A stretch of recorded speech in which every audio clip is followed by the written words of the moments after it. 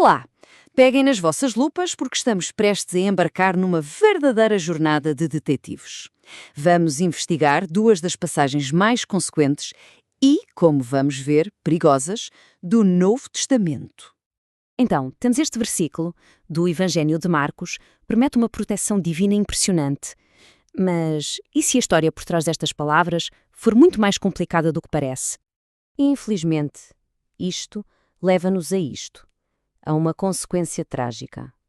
Esta é uma manchete sobre um pastor, um de vários, que confiou nestas palavras de forma literal e o resultado foi fatal. A questão é como é que isto é possível?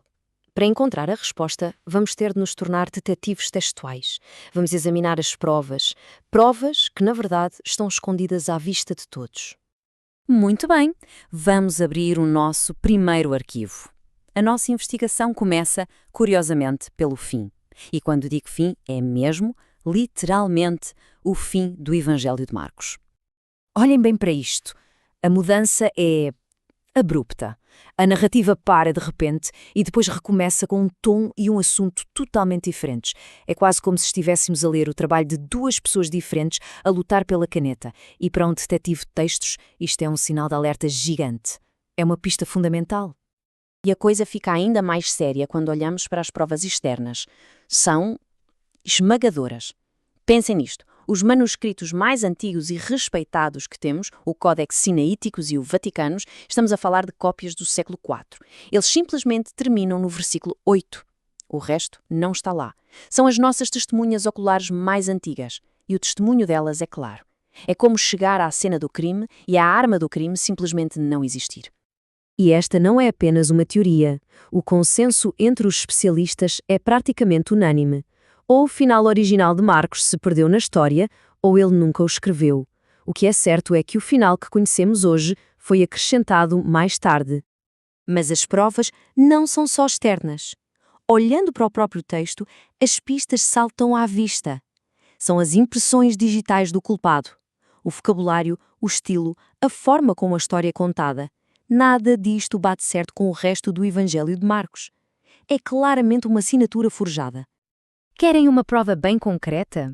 No grego original, Marcos usa uma palavrinha constantemente para ligar as frases. Kai, que significa e. É a marca dele.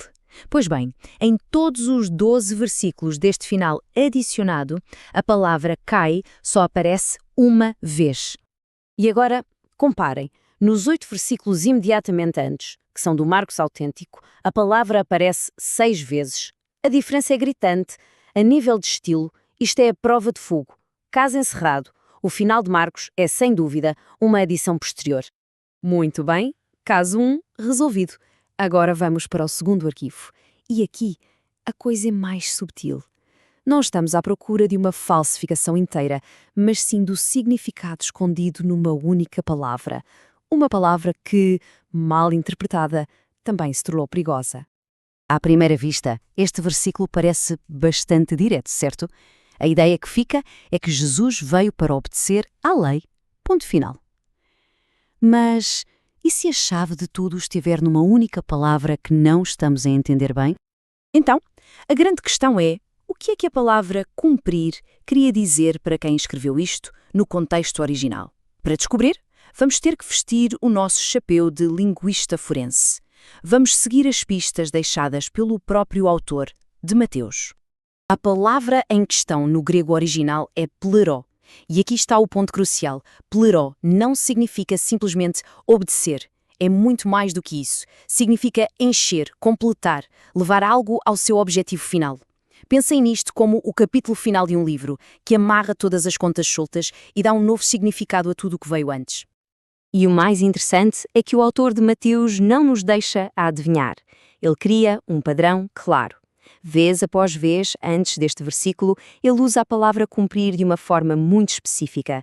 Cita uma profecia antiga, descreve um evento da vida de Jesus e diz que aquilo aconteceu para cumprir a profecia.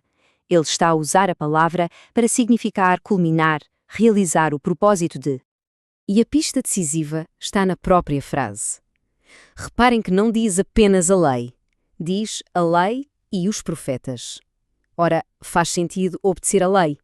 Mas como é que se obedece aos profetas? Não faz sentido. Esta expressão, a lei e os profetas, era uma forma de se referir à totalidade das escrituras hebraicas.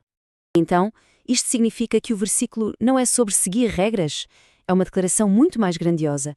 A ideia é que Jesus é apresentado como a personificação, o clímax, o capítulo final de toda a história contada nas escrituras hebraicas. Certo.